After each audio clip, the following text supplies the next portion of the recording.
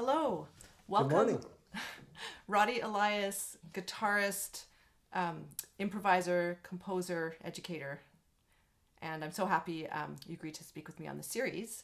And I know you're ready to play something for us. I am, and good morning. Nice to see you this sunny morning. Okay, well,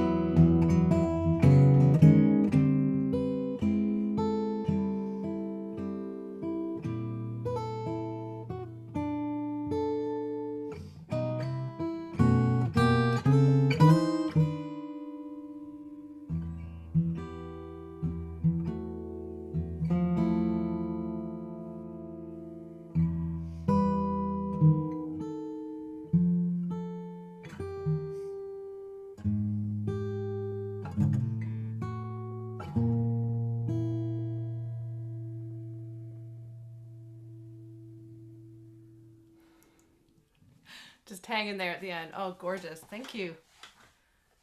I It's love amazing. that too. Yeah. And the name of it is These are a few of my favorite things, mhm, Rogers and Hammers. Hammerstein, Yeah. I think. Yeah. And it's like you put it through this beautiful kaleidoscope for us. That's really, really great.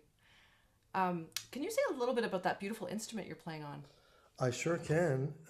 This is handmade by a woman, which shouldn't sound odd, but well, let me give you a fact too. We're in Ottawa, Mm-hmm. and in the Ottawa region, well, up until 2 weeks ago, three of the world's absolute best guitar makers were women living in Ottawa. One of them just moved to Newfoundland, and that's Peggy White. Mm-hmm. And she, I can't say enough about. She came to guitar building late in life, Mm-hmm. and her partner Linda Manzer at the time was is still one of the world's leading guitar makers. You know, she's the one who made that fancy guitar for Pat Metheny, the one with all this harp guitar with a million strings. And she's made Pat Metheny probably 20, 30 guitars. Mm-hmm. And so she, Linda mentored Peggy. And so Peggy started like, well, I don't know what age, but later in life. She was a musician though as well, amongst other things. So she had a great ear. And still is a musician and a singer. And anyways, so she made me this guitar, and we talked about it a long time. We talked about the woods, and she said one day, she said, "Would you interested in having a quite unusual back and sides made of African blackwood?" Mm-hmm. Well, I said, I'd never heard of that. Let's, and she explained it might give it a, nicer sound, and we went for it. And sure enough, I mean, the bass is sort of, I don't like using this analogy, but it's almost like a roar, or like it's just so alive. Mm-hmm. Like there's so much, as they say in China, chi in this instrument. It's just like it's like really alive, and it responds so well.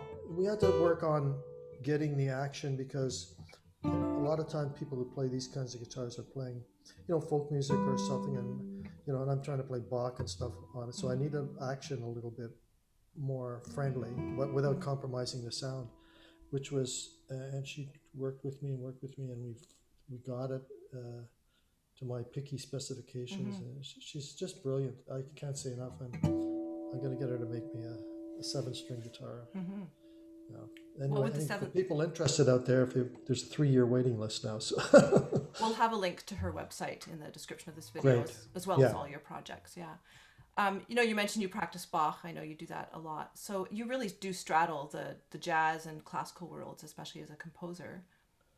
As a composer, yeah, I would not perform Mm-hmm. classical music, because I'm just not, I mean, I have, and I can, but it's not my strength. And I just do it, one, just because it really pleases me, and Mm-hmm. it grounds me. So um, I either try to do it first thing in the morning or last thing at night. So Mm-hmm. um, or before a gig sometime. Like I played 2 days ago, did a recording, and I just come just to ground myself. I know I was going to improvise with someone like freely for an hour Mm-hmm. nonstop. So I just wanted to ground myself, and I just played some Bach. And it's how can somebody write so much beautiful music? It's just like, I mean, we've all wondered that, like Mm-hmm. this endless flow of.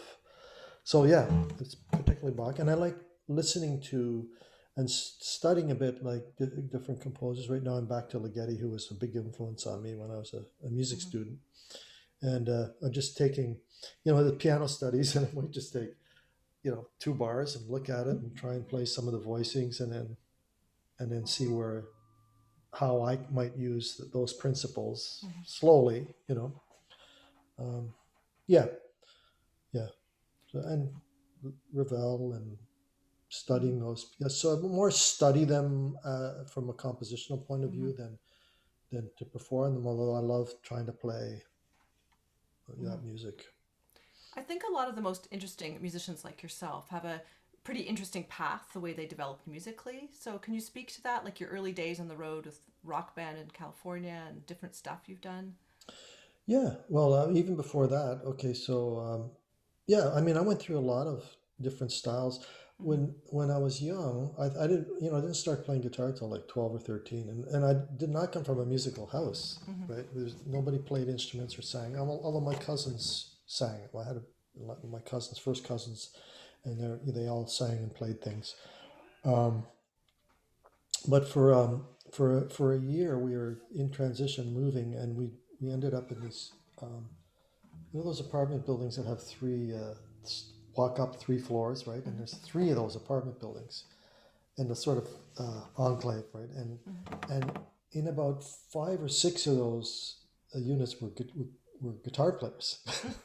Right upstairs from us were the Rowan brothers who played in hall every night, 6 nights a week, and there was two French Canadian kids. One played the harmonica, so all different kinds of music. And there was a guy below me that played the Hawaiian lap steel guitar like Mm-hmm. this, and he started. That's how I started Mm-hmm. playing country music with a bar and stuff, and then and then just learning all kinds of music, country music, uh,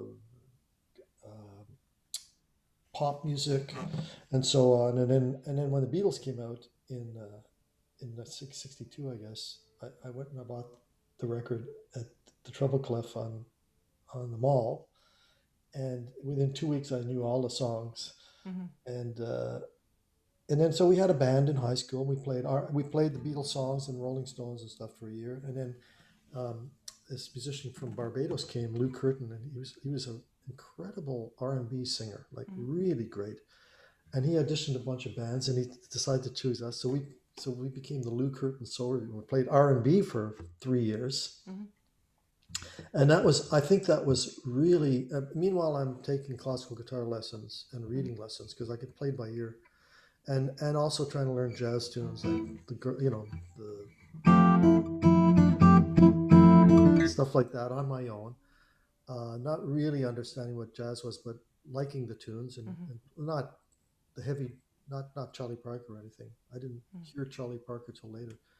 Um, and then in I graduated from high school, barely, uh, and then I auditioned for a band from Montreal, a pop band called the Sceptres, and they had a number 1 hit across Canada. And anyway, I got the gig, and we toured across Canada, and that was like, I don't know if you remember a group, the Four Seasons. And it was a one guy with a really Sherry, Sherry baby, Mm-hmm. way up high, Mm-hmm. and so 4-part harmony. It was like a vocal group. Mm-hmm. So I had to sing the tenor part, which was just below him. So like straining my voice every night. Anyway, did that for about a year. That group broke up, and then I got a call. Then I was playing at the Skyline Hotel with all these old jazz musicians in the dining room, playing standards. Um, I was still only 20, 19 or 20, I think. And I got a call. The maitre d' comes up and says, "You have a call from LA." Okay. So I go and answer the phone, and it's somebody offered me a job playing with a pop touring, like a Holiday Inn type circuit band, right? That was based in LA. Mm-hmm. And the only reason they'd heard of me was because the guitar player that was leaving knew of me somehow, right? So, and then 2 of them were Canadian and 2 of them were American in this band. So I thought about it overnight, and then the next day I was on the plane to LA, Wow. and that lasted a year. And we played.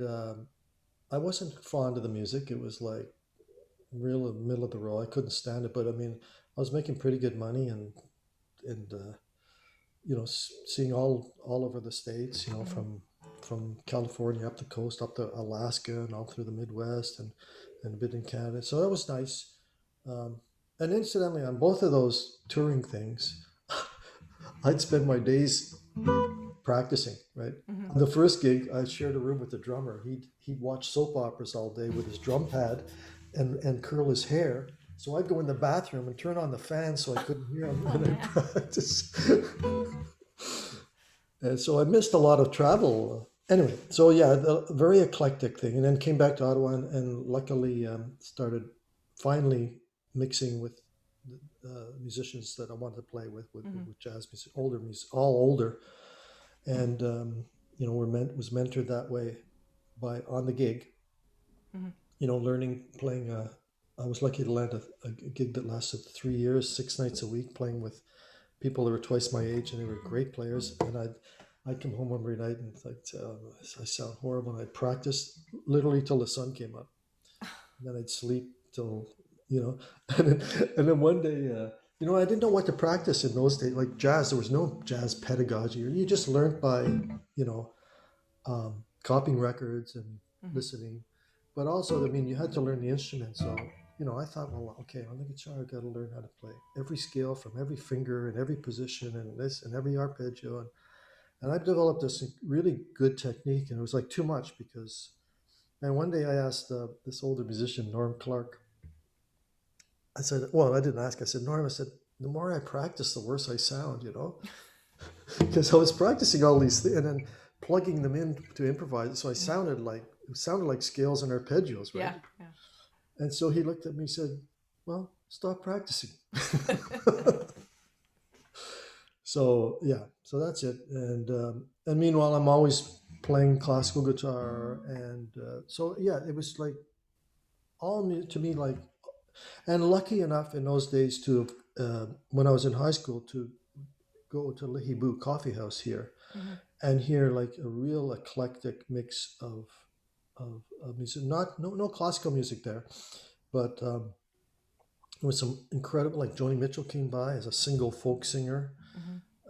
Jerry Jeff Walker, Sonny Terry and Brownie McGee, these blues singers, and some jazz there. And yeah, Lenny Breau used to come. Lenny Breau, like a Canadian who's like, incredible genius on the guitar. And that was a big influence on me too, because he would sit there and he'd play like an Indian raga, and then he'd play a flamenco piece, or he'd bring all that music into what was loosely termed jazz. Hmm. And so I was at a young age exposed to the fact that, yeah, jazz isn't always just it can be like,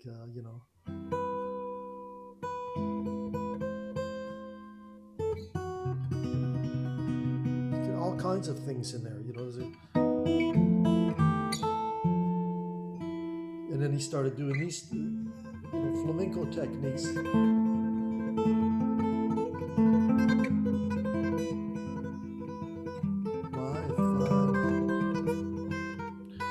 My like another Rogers and Hart tune. Um, so yeah, and I think I just, and like my mentors would say, the people I looked up to said, listen to all kinds of music, Hmm. right? And then the famous line by Chet Atkins, um, there's, no, I guess, sorry, it wasn't Chet, it was like Duke Ellington. There are two kinds of music, good music and bad music. Yeah. Yeah. So you mentioned a little bit about jazz pedagogy, and you've been very active as a teacher of both composition and guitar, and you teach on you started teaching online way before the pandemic, Yeah. and students all over the world. So what kind of approaches do you take? Um, the only approach I take is no approach. So I treat everybody totally different as an Hmm. individual. So I have yes, I mean, I have things that I teach. I mean, when we talk about harmony, I do this, or when we talk about, I have modules, but I don't teach them in any particular order or any particular manner, right? So I have a certain information, a certain um, approaches, certain philosophies, certain, ideas, but I really try to find out first what the student is looking for, Hmm. and what their strengths are, and what their weaknesses are, and but particularly what their strengths are, and go with that. Like I like to go with some students don't like it. Like I say, what do you want to work on today? It's different. It's very different than a classical approach, right? It's like, because in jazz, the most important thing is finding your own voice. Hmm. So if I impose things on a student, it's not helping them. So my job is to help them teach themselves, because that's really what jazz is about. Is so um, yeah, maybe transcribe a solo. A lot of jazz musicians talk about transcribing a solo, which means listening to, say, what Charlie Parker or Louis Armstrong did, and learning it by ear. But and that's fine, but it doesn't get you anywhere. What you need to do is maybe learn it by ear, but then rather than learn those licks or whatever note for note and plug them into your playing, which some people do sort of. Try to analyze and understand what was that musician going for. What's the principle behind what they're doing, and then find your own voice. So it's about, we always talk about language in jazz. Finding your language, finding your own language.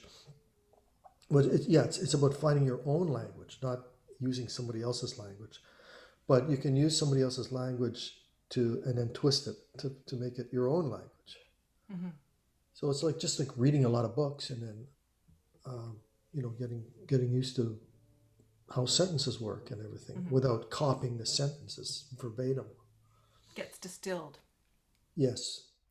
Before you talked about feeling grounded, and I know that you've had a close relationship with a couple of martial arts over many years. Does that have a bearing on your approach to practicing or music making, do you think?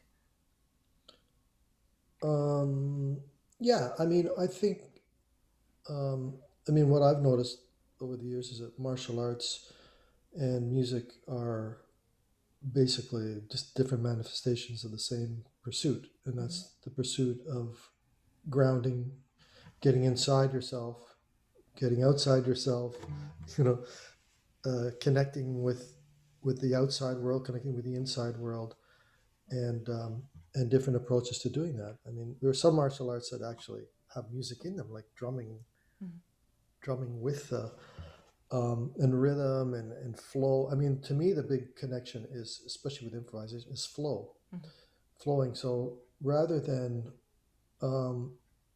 in martial arts, you spar, right? And so one of the first things when you're a younger martial artist is, if you're sparring, you think you have to respond to something or react to something. So somebody throws a punch and you have to react to it, but what I've learned slowly over the years is that it's all about flowing, being in the moment and flowing with, really connecting with your opponent, whether it's a friendly opponent or a not friendly opponent. Connecting and understanding what they're doing and going with it, flowing with it, and not trying to oppose it, but maybe deflect it or go with it or whatever. And I think music is so much like that. It's like you're flowing. So the other night when I was playing with Jean-Michel, we don't, if he plays a chord, I don't go, oh, he played a D minor sus4, so I can play. I just, okay. It's like you asked a question, and I sort of flow with it, right? It's like I don't have an answer set up. I don't have, okay, Leah asked this question, here's my answer to that. It just evolves, right? So it's flowing. So I think that's the real connection between martial arts. And then this is spiritual, getting inside, the energy.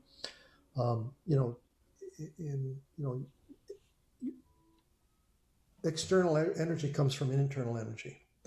And I find the same with music, right? So if I play a note, even on the guitar, which is not a wind instrument, if I breathe out, if it's coming from here and I breathe out and from my lower abdomen, the diaphragm and all that, not in a physical way, but if the energy is coming inside, it's just going.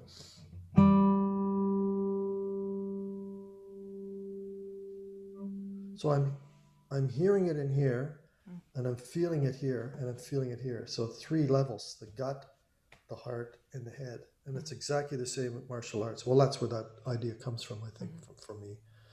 So, but I remember uh, going to a cello clinic, or actually, my girlfriend at the time went to a cello clinic, and she relayed this story to me of how the cellist said, it comes from here in the sound, and I thought that's when I started. That could work on guitar too. Mm-hmm. And so I tell all my students, like, it comes from here, and just play the note, and then listen to it coming out, just like your breath is coming out. Imagine the sound coming out of the instrument, but it's coming from here.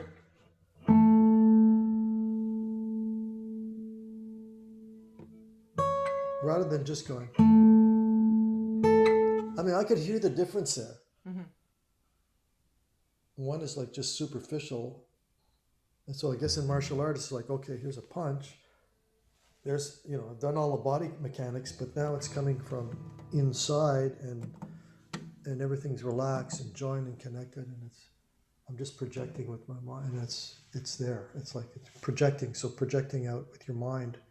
If I project this note out,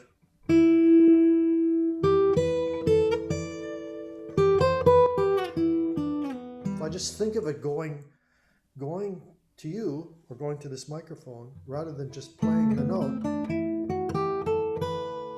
So now I think of it, think of it.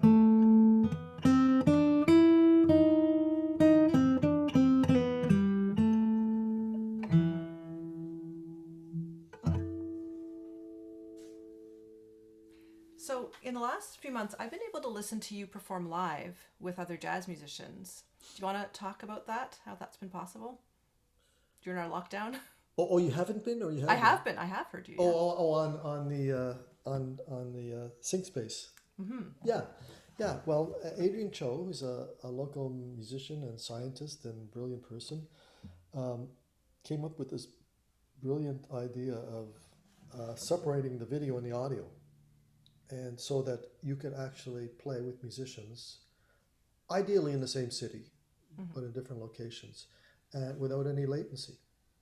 So, and it actually it works with people out of town. Like, I play regularly with my friend in Toronto, Lauren Lofsky, who's a great guitarist. So we're going to play this afternoon. Just play some tunes together, and he's reharmonized the tune. He's going to show me how we're just hanging, as if we were as if he was at my house or I was at his house and we were playing. Yeah. And then, so there've been a few gigs that way, and it's been very interesting. Yeah. I mean, it's great. It's not like the real thing. I mean, but it enables a certain magic to take place when we've all been so isolated. And in the future, I think it's only going to get better. So I'll have a link to Sync Space for sure in the description on this video. And for non-musicians listening to this, a lot of people don't realize, because there's been all this stuff on YouTube in the past year, and people said to me, well, those orchestras are playing together. I said, no, people really don't get that everyone pre-records their part and it's all put together. But with Sync Space, it is live, because so the latency has to do with the fact that if we were trying to play together now, rhythmically we could not be in sync, even though we're both using Ethernet without special technology. So that's what right. that changed. Because I play a note, and then you hear it a little bit later than I play it, and then you play one back, and so So that if you're in the same city and you both have really good Wi-Fi, high speed, and it's a good day, there's like, you don't even hear a latency. There might be a little bit, but it's like as if you were 12 feet apart. Yeah, I've used it as well with my students to play duets. It's quite magical, actually. Yeah. Especially since I hadn't seen them in person for so very long. Yeah. And actually, in live music, there's latency too. Like in your orchestra, for example. Yeah, for sure. I mean, the percussionists have to deal with, when exactly am I going to play this? Because there's a big space, right, between the basses and the percussion. I don't know, what's 50, 60 feet. Oh, yeah. So they have to take all those things into consideration. And I want to circle to some of your composition projects. I want you to speak about Sleeping Rough, which is an amazing collaboration with your wife and other musicians. Okay. Well, Sleeping Rough was is an opera. I don't like to use that word because I'm not really an opera composer, and I mean, I've studied some operas, but I'm a bit of a phony, but I called it opera because um, it, it was the closest. It was an opera. I was there. It was Yeah, amazing. Yeah. yeah. I mean, but for someone who is not really that fond of opera, Might turn them off. although no, no, I felt like a phony writing an opera, right? And Okay. some operas I really like, I Mhm. love, like Berg and anyway, I won't get into that, but so it's an opera for puppets, and it's puppets. I've always wanted to do something with puppets, like always, Mhm. and I never knew what. The different puppet traditions across, all over the world, right? From Indonesia, Japan, and so on, and Africa, and even in the States and Canada. So I wanted to do something. I didn't know what. Another background to this is when I was, I won't say a young student at Ottawa U studying music, because I didn't go to university to study music till I was 30. Mhm. And I went to study classical composition. I was already had a career playing jazz for 10 years, so I went Mhm. back. I was teaching there jazz and decided to take. Anyway, that's not a long story. But while I was a student, I lived right across the street from the men's mission, Mhm. which was a homeless shelter for men. And I watched these people every day, got to know some of them, talked with some of them. Mhm. And so that was always um, not an interest for me, but a concern for me. And I'd see people starting off there, and they maybe start off with a suit jacket. They like maybe were married, had Mhm. kids, lost their job, things went downhill, and they'd end up there for what they thought was a few days, and they'd still be there a year later, and I'd see them degenerate. And Mhm. um, I mean, and so they came from all different walks of life, so it became very uh, concerned, and so that was always in the back of my mind. And one day, Julian Armour from Music and Beyond Mhm. called me up, and he said, "Well, we haven't done any Roddy music for a while. What would you like to do?" I said, "Well," and I mean, he's such a great supporter that way. Like, Mhm. let's do it. Let's find a way to do it. And so we got the funding, and so the music. Um, it's about a homeless man, and all the character. It's about a homeless man and a young woman who wants to help him out. She's a social worker, and the young woman's mother, and there's a narrator, and almost like a Mhm. Greek chorus, a one person Greek chorus, who was incredibly done by Kelly Lee Evans, and Mhm. all four main singers, were just unbelievable. I couldn't Mhm. believe it, and different, like two jazz singers and two opera singers, Mhm. and and so all the characters were played by puppets made by Noreen Young from Almont, Mhm. who's where Peggy Mhm. had her studio too. What a place! Mhm. And they're just Noreen's like, she's like the Order of Canada for making puppets. That's how Mhm. good she is. And these puppets are so, as you know, so magical. And I felt like they could actually do things that human beings couldn't do, because there's no ego in them. Like, so Mhm. that it was just pure emotion, and they were so expressive. And I didn't know what the hell I was doing. Really, I mean, okay, now that I got into this, how do you write an opera? Yeah. So I just said, well, and then Sandra Nichols, who I've done a lot of work with, it happens to be my wife, but I mean, even if she wasn't, I'd work with her. Like, Mhm. she's so great. And we just connected. That's how we met, is like talking about music and poetry. Mhm. And I said, I'm always looking for poetry to set music to. And she thought I was giving her a line. Well, maybe I was, no. And so we talked about what the story evolved, and she just wrote an incredible, moving libretto. Mhm. So I thought, well, okay, now what do I do? So, well, okay, opera. They sing melodies. It's all about singing the melodies. So I just sat down and I took the libretto and I wrote from beginning to end a melody line. Mhm. Nothing else. No chords. No, just the melody. how do I express these words with melody? Mm-hmm. You know, you know, you're not going to go, I'm happy today. So you want to get something that Mm-hmm. expresses, and then step two was, okay, now what? Well, I guess I better harmonize this somehow, right? And then step three was orchestrated. Mm-hmm. So, and I knew exactly who I handpicked the singers, Mm-hmm. and I knew, and they all had different things they could do. Like, um, Felicity, who was singing the part of Emily, I knew she could like do anything, and Mm-hmm. she can hear grass grow and arrange like this. So I wrote anything. I wrote Mm-hmm.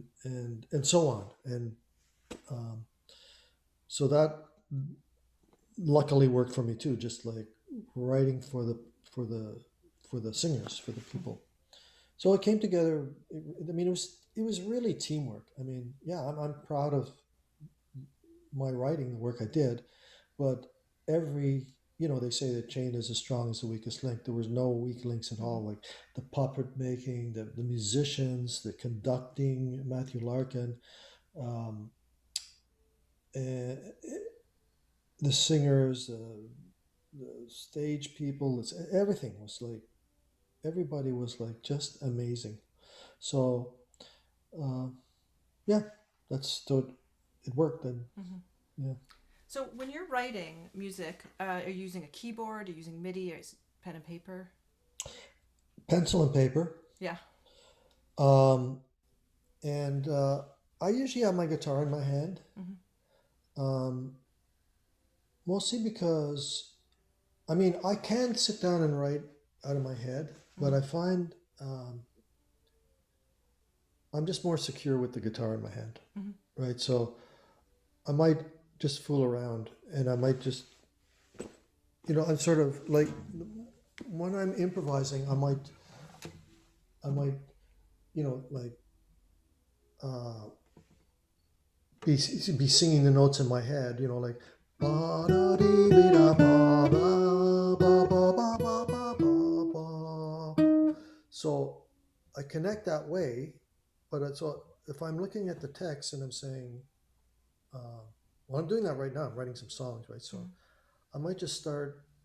Okay, who am I writing for? What's their range? What are the words? Um, what do the words convey? And then, okay, so here's my range, and this is the mood I want. And then, okay, and I'll just maybe play I don't know, just play a melody, just think, and then just play along with it on the guitar. I don't know, just because I'm used to that, and I play the guitar. Mm-hmm. And again, if I'm writing a songs, which I'm doing now, I'm writing some songs for Kelly Lee Mm-hmm. about COVID, and I'm doing the same thing. I'm just writing a melody first, putting chords to it, and I mean, it's not the way the Beatles wrote songs, right? Or it's a very I don't know. I don't know who. I don't know. A lot of people. I mean, different. A lot. Some people write the music and the words at the same time. Some people write the music, then put the Mm-hmm. words, and some people write with the chords at the same time. Mm-hmm. Sometimes I do that, but I really like focusing on just the pure melody. Mm-hmm. Like, yeah, like last night I was working on the Prelude, Fugue, and Allegro of Bach, and I just played the melody part, right,